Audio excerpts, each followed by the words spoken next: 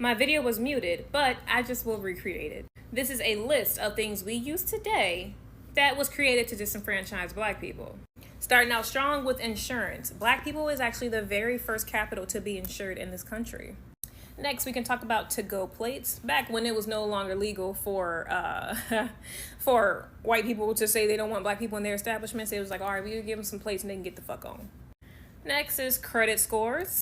Because before Black people attempted to get credit in such a large amount, it was just open, willy-nilly, so much so that there was a fucking stock crash.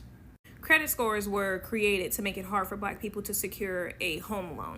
And back in the day, they actually came with a requirement of a reference, which leads us into our next thing. References. References was created back when vagrancy laws prohibited Black people from being unemployed and made them sign labor contracts. In order to have a labor contract and be employed by a white planter, you had to have references from your last, basically owner. Mind you, these were free people, but free was used extremely loosely.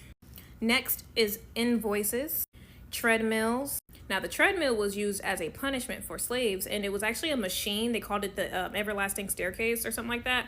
And it was like, it churned, I think it was like corn and cotton. Like it processed corn and cotton. But if you look it up, it's basically a large, almost like Stairmaster, if you will.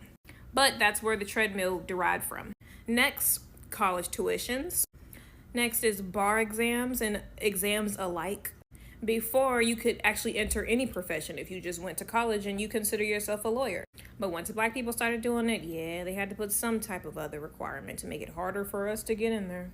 Next is butter pecan ice cream, picnics. A lot of people don't know, but picnics actually took place on Sundays for a reason. A lot of these picnics took place outside of a Black church or near a Black church. And it wasn't like they would lynch one Black person. They would actually kidnap people throughout the week, send their postcards throughout the week, and people would come from out of town to watch people be lynched en masse. Sometimes up to 12 people would be lynched at once.